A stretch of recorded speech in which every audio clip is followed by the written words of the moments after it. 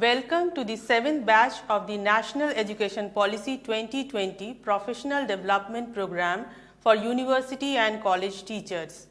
Today is the first day of the Swayamprabha live session of your batch. I am Dr. Gloria Kujur, Faculty of Stride and one of the team members of NEP PDP program. Today we have with us Professor Santosh Panda, Senior Faculty of Distance Education and Director of Stride, IGNOU. He is also the National Coordinator of the National NEP PDP program. Sir, we welcome you to today's lecture on the topic NEP 2020 Multidisciplinary Program, Academic Bank of Credit and Skilling. Sir, may I now request you to kindly begin your lecture? So friends, welcome to this first day presentation of batch 7 of National Training Program, NEP PDP Professional Development Program, NEP 2020. Thank you, Dr. Gloria, for introducing me. And friends, let us proceed to discuss today NEP 2020, some of the very important features, multidisciplinary institutions and programs, academic bank of credits and skilling. I will make it multilingual, so therefore you can understand in Hindi as well as in English. So friends, let's proceed. So as you know, the NEP 2020, उसके जो सबसे मुख्य मुद्दा है, access, equity, inclusivity, quality, and to increase gross enrollment ratio, वो तो सबसे बड़े मुद्दा है, वो तो होना ही है, up to 50% of the GER to increase by 2035. और इस वक्त हमारा बहुत कम है, इतना कम नहीं है, लेकिन 50% तक बढ़ाना है और उसमें ओपन डिस्टेंस लर्निंग का हिस्सा बहुत ज़्यादा रहेगा और बहुत सारे विश्वविद्यालय colleges open distance learning blended learning की तरफ जा रहे हैं, तो इसलिए ये open university dual mode university के साथ मिलके इसको आगे बढ़ाना है। आज की तारीख का जो मुद्दा है तो वो रीजनल लैंग्वेज, भारतीय ज्ञान परंपरा, ये तो तमाम चीज़ें हैं। So Indian knowledge system is prime importance and discourse or teaching learning in regional language and mother tongue has been the prime importance in the NEP 2020.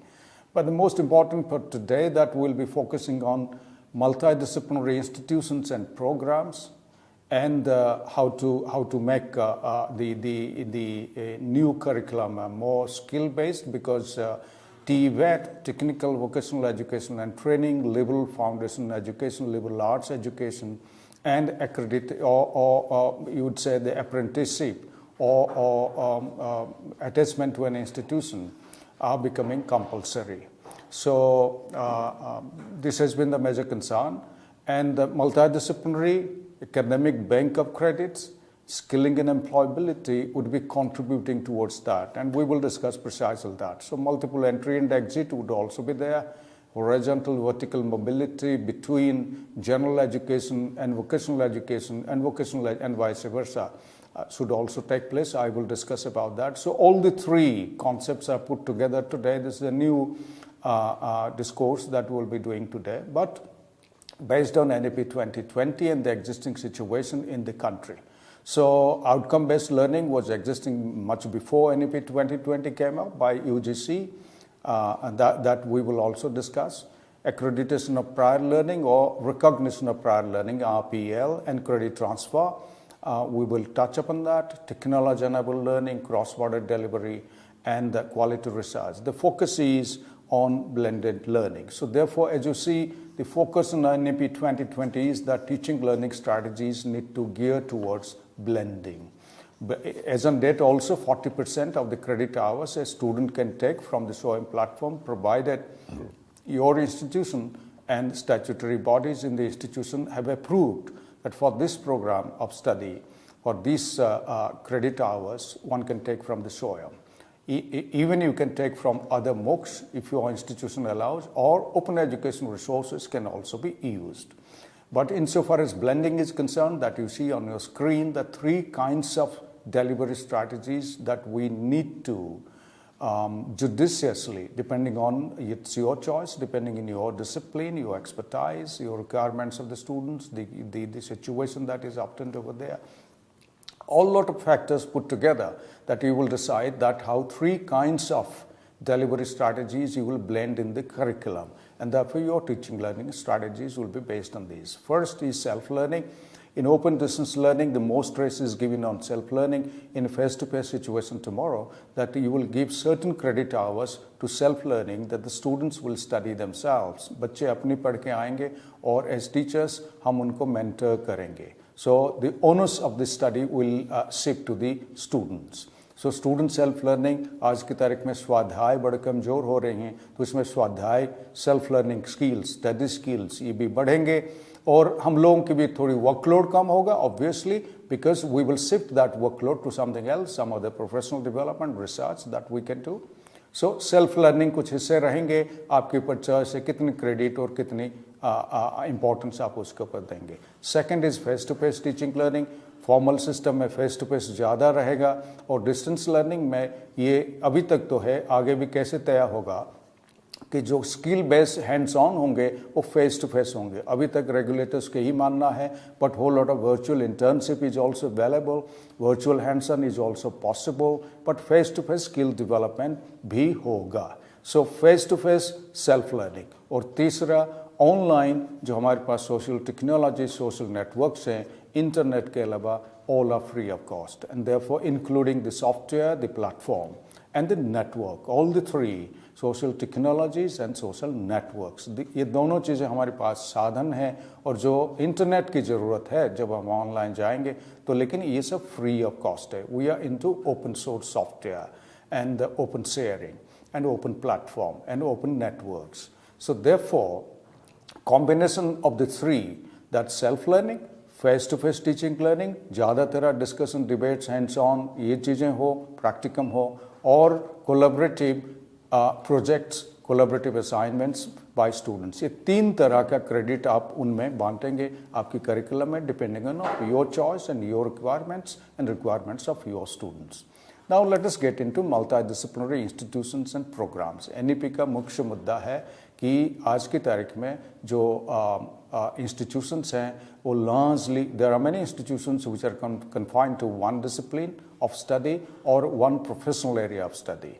और within the university also जहाँ multi departments हैं, departments are confined to themselves. Departments अपनी आप में सीमित हैं. This is what is called a disciplinary blindness. Even within a faculty, the disciplines like social science, sociology, psychology, economics, they are also not talking to each other in a multidisciplinary fashion. Maybe as good teachers, we have been doing interdisciplinary teaching and learning. Interdisciplinary तो हो रहा है, लेकिन multidisciplinary की बात करेंगे. सो संस्था को मल्टीडिसिप्लिनरी होना जरूरी है, प्रोग्राम को मल्टीडिसिप्लिनरी होना जरूरी है.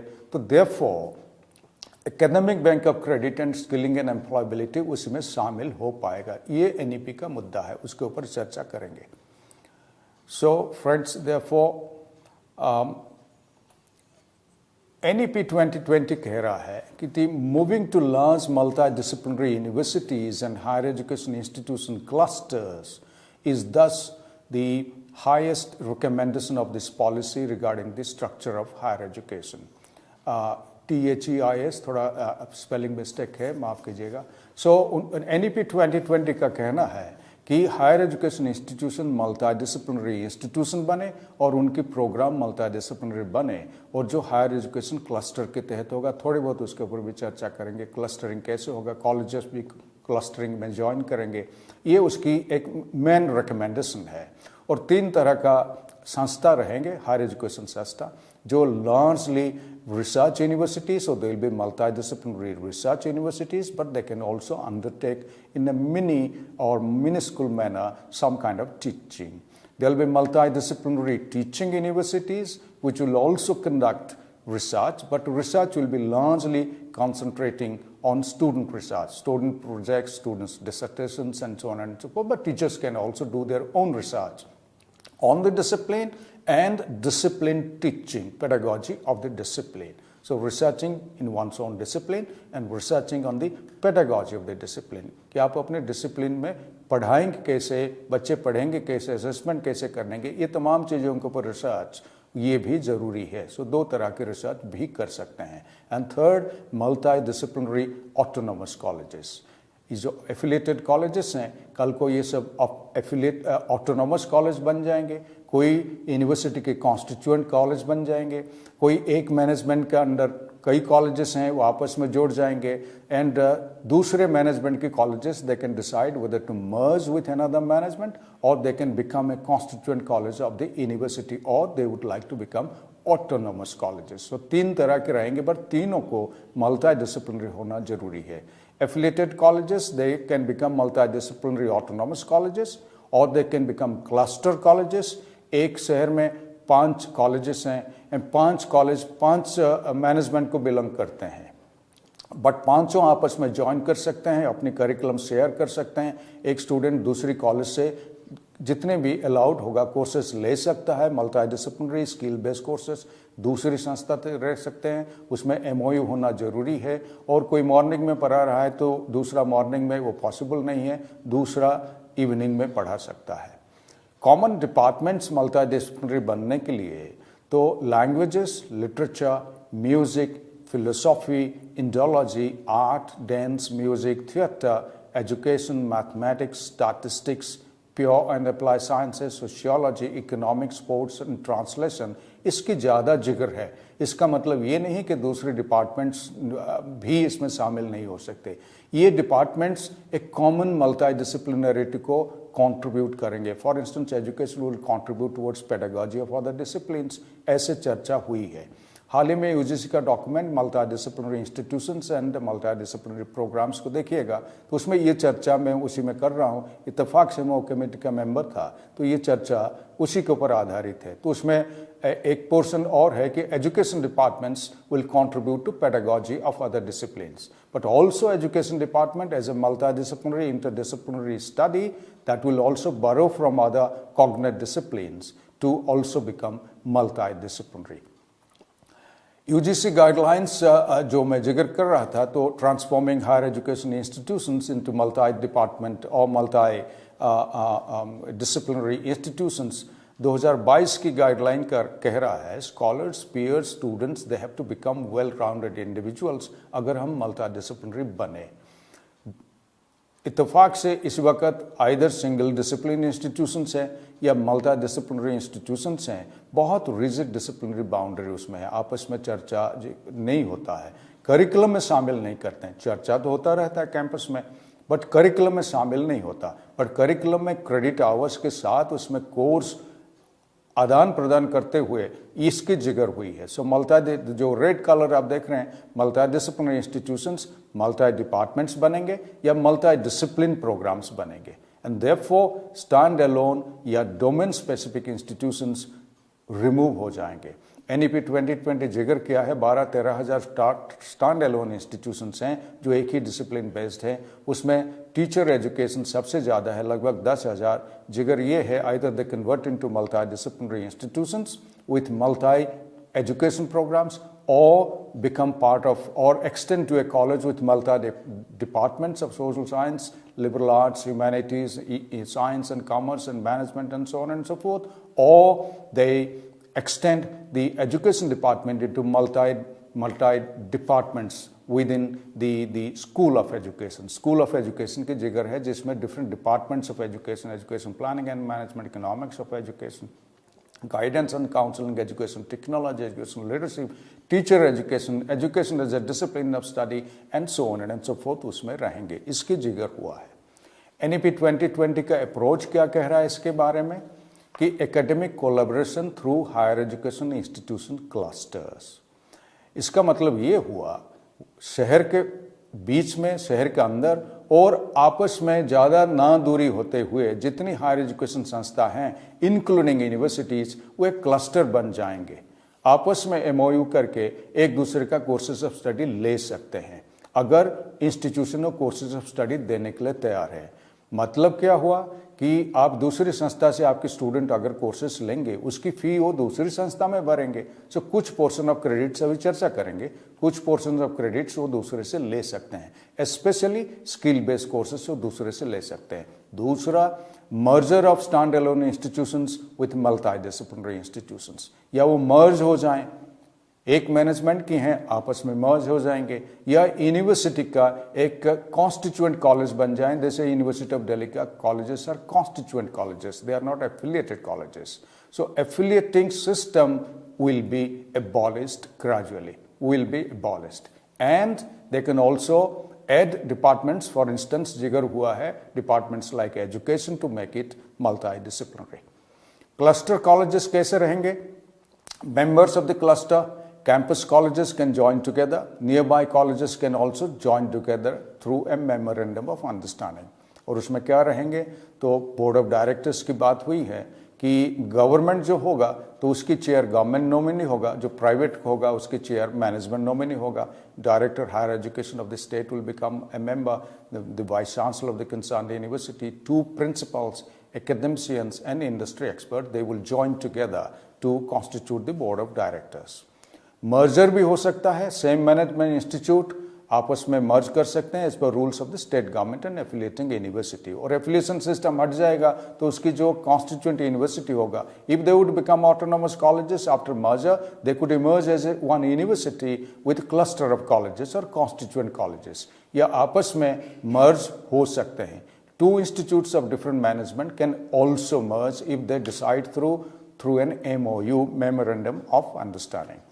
मल्टीडिसिप्लिनरी प्रोग्राम्स किस तरह का होगा? ये तो इंस्टीट्यूशन की बातें हुई।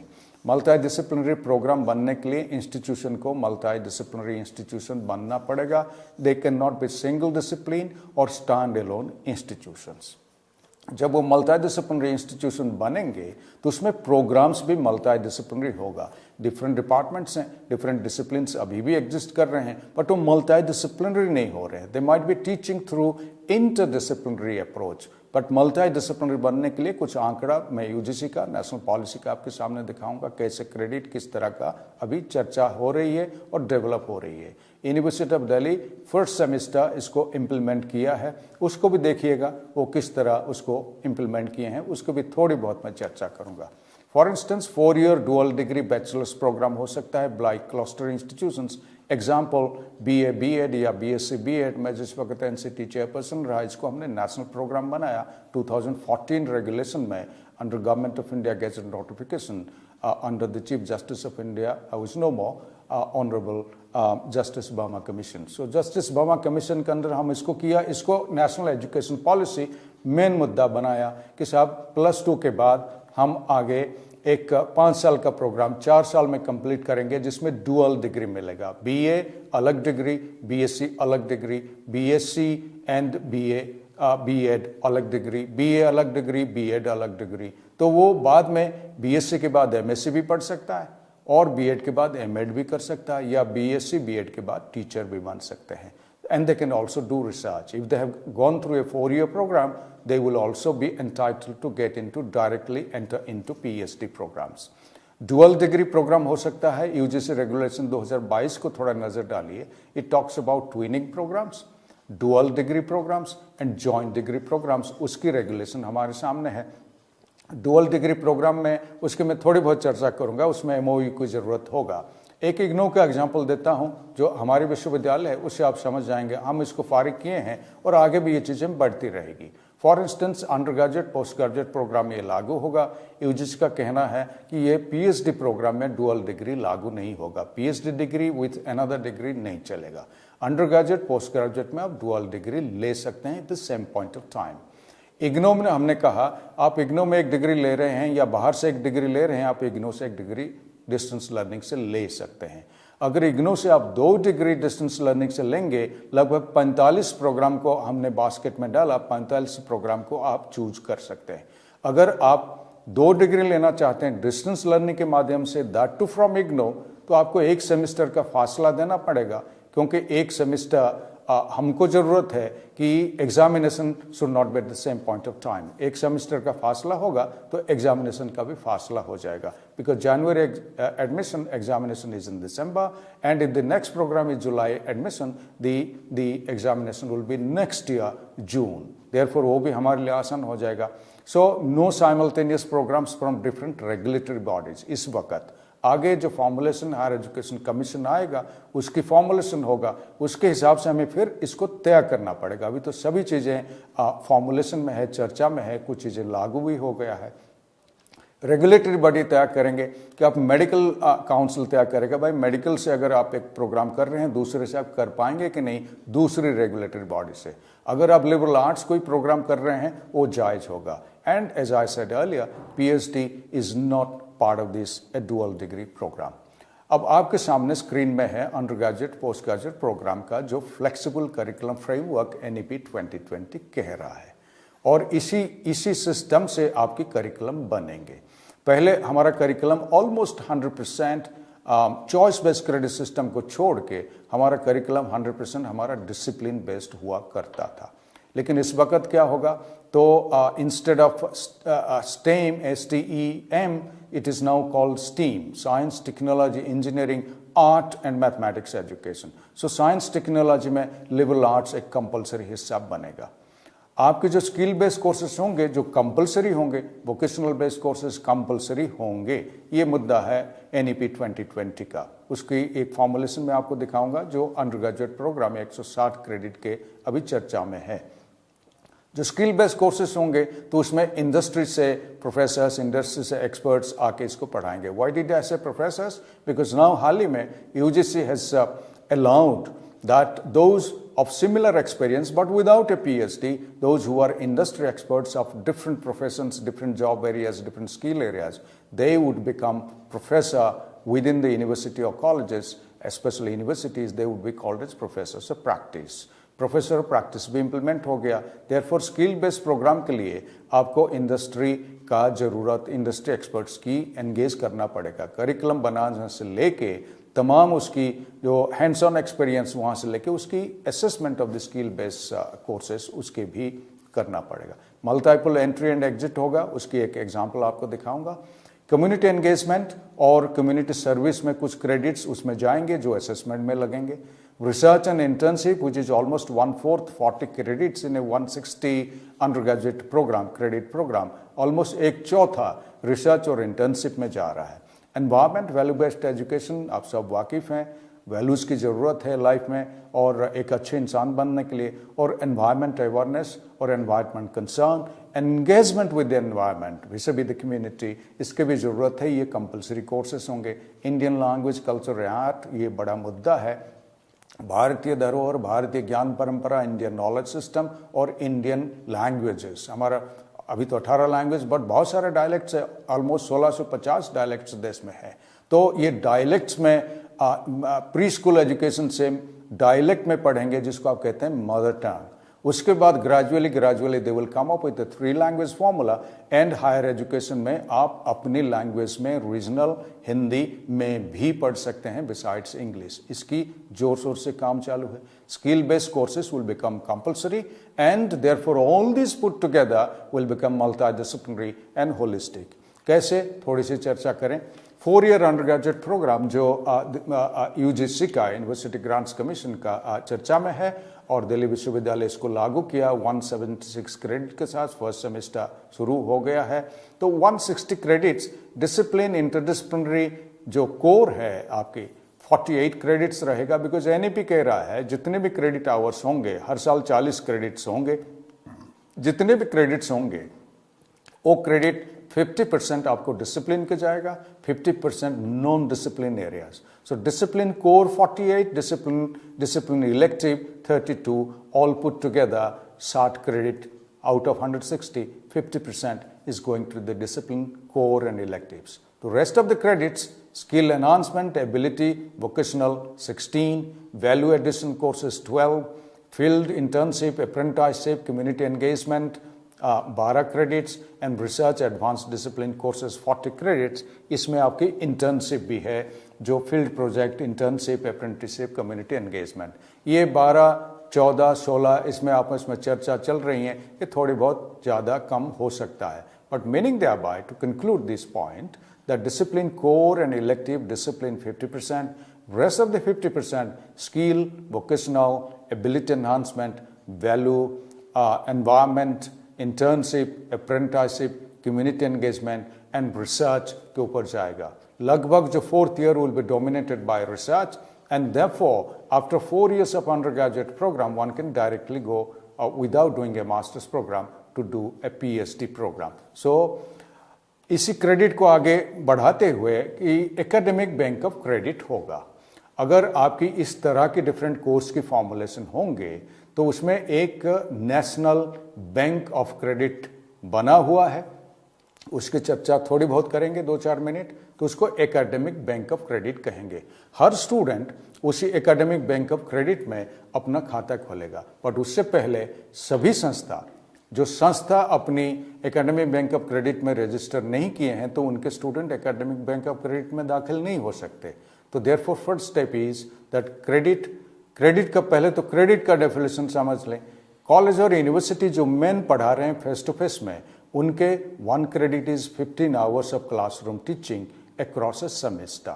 So 15 hours of classroom teaching and 30 hours of practicum is the same credit. So that means 1 hour of classroom teaching is equivalent to 2 hours of practicum.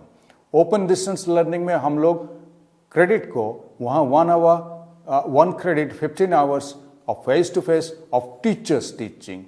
In distance learning 1 credit is 30 hours of students learning. इसमें teachers का कितना input है, कितना workload है, उसको count नहीं होता. Student के टर्म्स पर क्रेडिट को डिफाइन किया जाता है. एक सेमेस्टर में 20 क्रेडिट्स होंगे, दैट मीन्स एक साल में 40 क्रेडिट्स होंगे.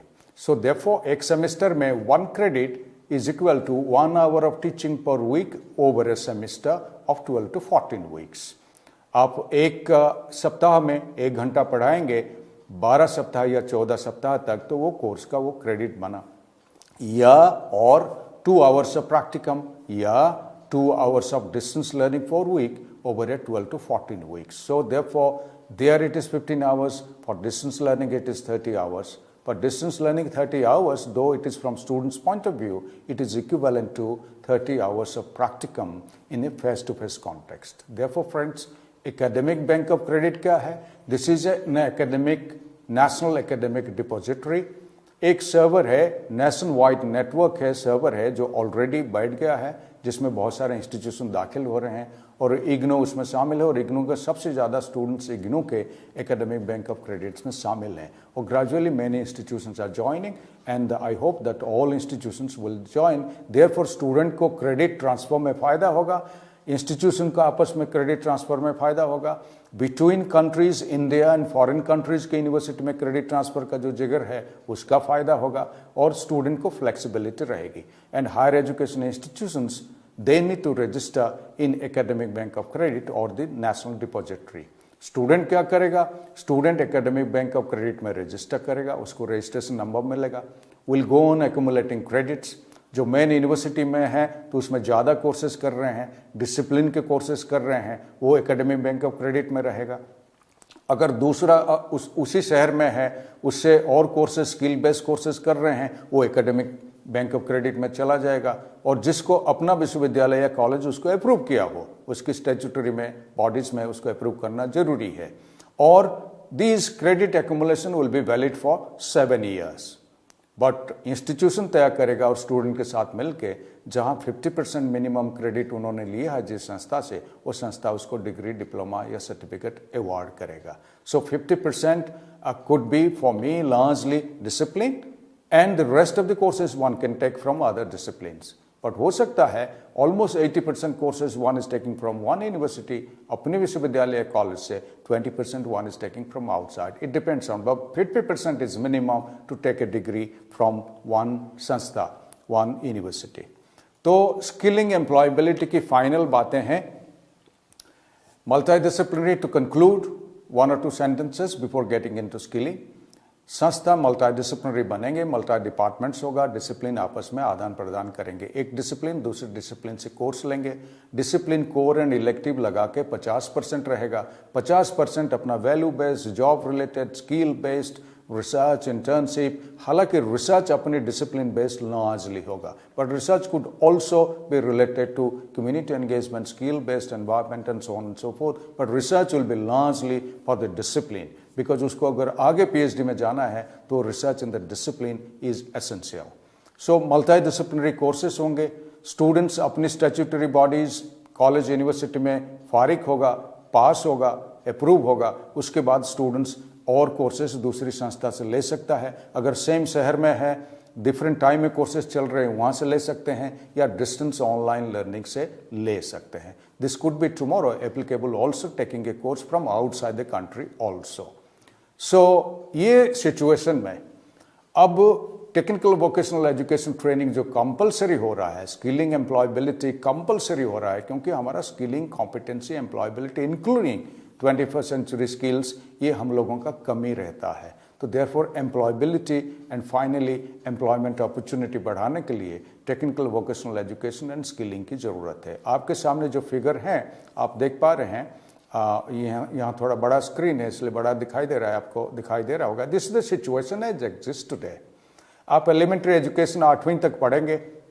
Generally the labor force is unskilled labor and largely in the unorganized sector. Almost 80% of the labor force today is in the unorganized sector.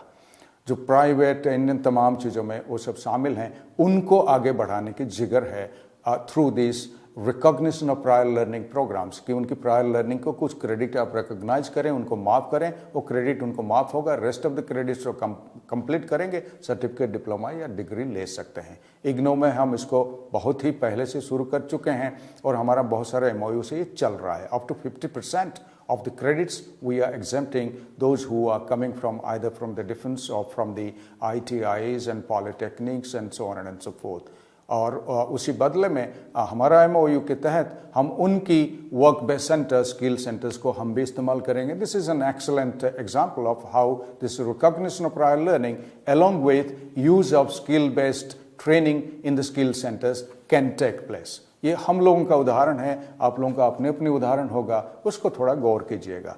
Elementary के बाद अनस्किल्ड लेबर बनता है, secondary 10वीं पाठ करने के बाद वो आगे सीनियर सेकेंडरी में जा सकता है, या एलिमेंट्री एजुकेशन के बाद एक वोकेशनल सेकेंडरी पैरेलल सिस्टम आज की तारीख में है, पहले नहीं हुआ करता था, आज की तारीख में है। उसके बाद या वो पॉलिटेक्निक में जा सकता है 3 ईयर डिप्लोमा करने के लिए, या ITIs में 1 या 2 साल का सर्टिफिकेट करने के लिए जा सकता है। ITI से अप्रेंटिसशिप बन जा सकता है और उसमें क्राफ्ट्समैन कहा जाता है बनेगा। पॉलिटेक्निक से वो ITI 2 ईयर्स फिर क्राफ्ट्समैन करेगा, वो टेक्नीशियन बनेगा।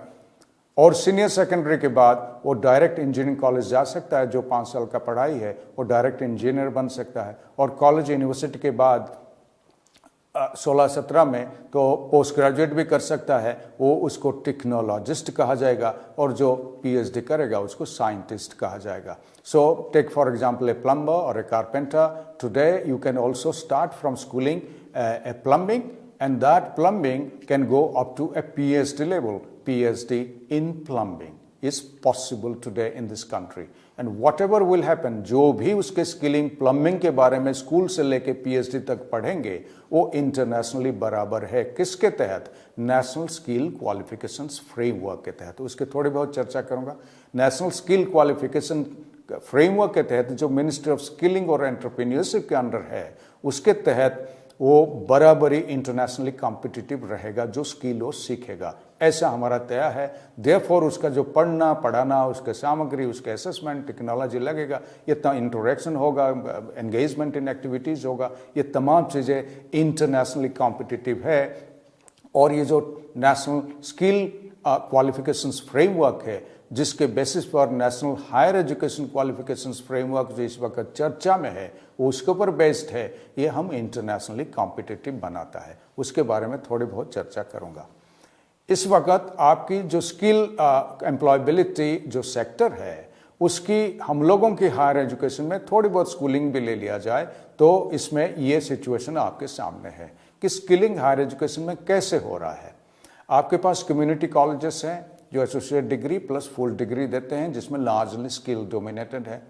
यूजीसी का बी वोक है, बैचलर ऑफ वोकेशनल एजुकेशन, उसकी थोड़ी चर्चा करूंगा, वो किस तरह सर्टिफिकेट, डिप्लोमा और डिग्री की तरफ जा रहा है। स्कूल में vocational education and training is a parallel system after grade 8, ये भी है। स्किल यूनिवर्सिटीज देश में है, कुछ states skill universities they have established, they are doing very good, very well. ITIs and polytechnics, they are also engaged in skilling besides theory. And iOS and state open schools, National Institute of Open Schooling and state open schools, ये भी skilling में involved है in a large scale, and iOS is involved in skilling. Diploma and degree colleges skill के ऊपर specialized, these are standalone, and those standalone have to become multidisciplinary in the future. IGNO, national open university जहां मैं बैठा हूं, state open universities and dual mode distance education institutions भी skilling दे रहे हैं। मैं IGNO का एक स्किलिंग का जिगर आपके सामने रखा। बी वोक आपके सामने है, जो इस वक्त 3 साल का प्रोग्राम चल रहा है। Hopefully the B Voc will also gradually lead to a 4-year undergraduate programme after +2। इसमें क्या कहा गया है कि आप 6 महीना का करेंगे इस वक्त सर्टिफिकेट, 1 साल कंप्लीट करेंगे डिप्लोमा, 2 साल करेंगे एडवांस डिप्लोमा और 3 साल करेंगे आप bachelors of vocational education degree आपको मिलेगा। और जो नेशनल स्किल क्वालिफिकेशन की लेवल है, लेवल 4 से लेके लेवल 7 तक यहाँ लागू है। Level 4 is certificate, level 5 diploma, level 6 advance diploma, level 7 B Voc. आप national skill qualification framework document को पढ़िएगा और national higher education qualification framework जिस वक्त चर्चा में है यूजीसी का, उसको भी पढ़िएगा। NSQF by the ministry of skilling and national higher education qualification framework, ministry of education वैसे भी UGC. National skill qualification framework क्या कहता है स्किलिंग के बारे में, ये मैं जो चर्चा कर रहा हूं, आप जो मल्टीडिसिप्लिनरी बनाएंगे तो उसमें स्किल बेस्ड कोर्सेस आप दूसरे डिसिप्लिन से ले सकते हैं, अपना स्किल बेस्ड कोर्सेस दूसरे डिसिप्लिन वाले आपसे ले सकते हैं, तो उसमें मल्टीडिसिप्लिनरिटी बढ़ता है और स्टूडेंट की एम्प्लॉयबिलिटी स्किल भी बढ़ता है। But employability is not only vocational specific, employability is a holistic competency, physical, mental, emotional, spiritual, and all kind of emotional, all value and so on and so forth, and 21st century skills, including leadership skills, communication skills, digital literacy skills, critical thinking skills. All these are part which belong to your discipline as well as the skilling and vocational and apprenticeship and these areas. So discipline may be competency, इसमें भी competency put together that becomes a holistic employability skill. Employability skill सिर्फ vocational skill के साथ सीमित नहीं है. A holistic personality development is a better skill, employable skill than just one vocational skill. तो national skill qualification framework क्या कह रहा है, इसमें 10 लेवल है, इस वक्त उसको रिड्यूस होकर 8 लेवल करने की चर्चा है, हो भी गया होगा। Level 5 to 7 undergraduate, postgraduate और level 10 highest research PhD programme. ये प्रोसेस की बात करता है कि टीचिंग लर्निंग प्रोसेस कैसे होगा, किस लेवल का स्टैंडर्ड का होगा, इंटरनेशनली कॉम्पिटिटिव होगा, उसकी बातें हैं। प्रोफेशनल नॉलेज सब्जेक्ट, अपने discipline as well as profession या जॉब रिलेटेड या टेक्निकल स्किल रिलेटेड या लार्जली प्रोफेशन या वोकेशन रिलेटेड, उसकी बात कर रही है 3 तरह की। डेप्थ कितना होगा उसमें स्पेशलाइजेशन, ब्रेड्थ कितना होगा उसमें मल्टी डिसिप्लिनरिटी कितना होगा। फॉर इंस्टेंस टुडेज इंजीनियर्स, आपको इंडस्ट्री कह रहे हैं इंजीनियरिंग में कोई कमी नहीं है पढ़ाई में, लेकिन what the industry needs is multi-skilled engineers who have expertise beyond engineering skills to other skills, तो उनको वो चाहिए। Therefore, it talks about breadth which is multidisciplinary. Besides your own specialization, we must also have some inter or multidisciplinary understanding and application. Also, it talks about the kinds of concrete to abstract, kinds of teaching learning process. It also talks about the complexity of the knowledge. Knowledge has its own complexity, therefore the nuances or the complexity of the knowledge को समझना गहराई से. It also talks about professional skills, core skills. It also talks about responsibility. Responsibility का मतलब ये हुआ, आप कुछ भी चीज़ें कंप्लीट करने के बाद जब जॉब में जाते हैं, आप उसको निभाएंगे कैसे? How we will conduct yourself in that profession. How will you work? How will you engage? How will you collaborate? How will you communicate? How will you lead? and how will you innovate. So all these are part of the responsibility. National skill qualification framework की एक level 5 की जो first year of undergraduate programme, उसकी झलक आपके सामने है. It talks about level. साथ में देखिए प्रोसेस रिक्वायर्ड क्या करता है, जॉब क्या रिक्वायर करता है, उसकी क्लैरिटी है जो आपके डिसिप्लिन के हिसाब से, स्किल के हिसाब से आप रखेंगे. Professional knowledge, professional skill, core skill and responsibility इस तरह बंटा हुआ है. जब आप करिकुलम एक स्किल बेस्ड बनाएंगे, आप इसी में बांटेंगे और इसी में आप अपनी लर्निंग रिसोर्सेज प्रदान करेंगे, इसमें स्टूडेंट एक्टिविटी बनाएंगे और इसमें पढ़ाएंगे और स्टूडेंट को एंगेज कराएंगे इन एक्टिविटीज़ और इन एरियाज को आप एसेस करेंगे. This is what is a skill based competency based teaching learning strategy. उसको आप ट्रांसलेट करें national higher education qualifications framework में. आपके सामने है types of learning outcome, because teaching learning will be outcome based learning. Even in innovation, creativity could also be competency and outcome based learning. Outcome is innovation. Diversified, divergent thinking. Convergent thinking is intelligence. Divergent thinking is creativity. So types of learning outcome, एक example blue में लिखा हुआ है आपके सामने है और दूसरा रेड में. The graduate should be able to demonstrate the acquisition of number 1 a comprehensive knowledge and content on coherent understanding.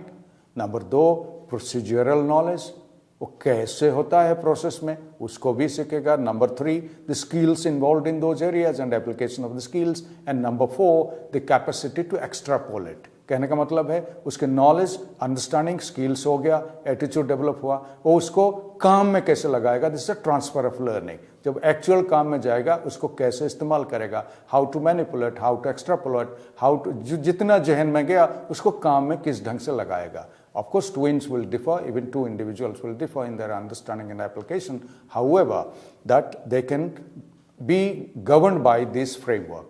Vertical horizontal mobility होनी चाहिए. School vocational education and training, ITI polytechnics, under graduate vocational education, integrated undergraduate education, general liberal arts education, social science, as well as skill based education and skills university. ये आपस में independent खड़े हैं. इनको जोड़ने के बाद ही हम स्किल की मल्टी डिसिप्लिनरी की बात आसानी से कर सकते हैं. सो दोस्तों, ये प्रेजेंटेशन आपके सामने रहा. मैं multidisciplinary institution, multidisciplinary programme और उसमें मल्टी डिसिप्लिन प्रोग्राम में curriculum structure, undergraduate 4 year programme का एग्जाम्पल आपके सामने दिखाया. उसके साथ साथ मैंने बातें किया कि ये एकेडमिक बैंक ऑफ क्रेडिट कैसे होगा और स्टूडेंट्स इसको एक्यूमुलेट करेगा और इसको भुगतान करेगा एक डिग्री के लिए, और जो बच जाएगा वो 7 साल तक रहेगा. 7 ईयर्स के बाद लैप्स कर जाएगा. विद इन 7 ईयर्स उसको किसी ना किसी तरह यूज़ करना पड़ेगा फॉर अदर प्रोग्राम्स. एक सर्टिफिकेट प्रोग्राम 1 साल का 40 credits, diploma 2 years 80 credits, undergraduate 3 years 120 credits, and undergraduate with a research degree will be 160 credits, after which one can also go directly to do a PhD. उसके बाद में vocational education का देश का situation आपके सामने रखा और उसमें क्या कमी है और किस तरह आगे हो रहा है फॉर्मुलेशन, उसको सामने रखा और ये स्टूडेंट्स को कितना फ़ायदा होगा उसके एम्प्लॉयबिलिटी के लिए, उसकी होलिस्टिक पर्सनालिटी डेवलपमेंट के लिए, उसके लिए चर्चा किया.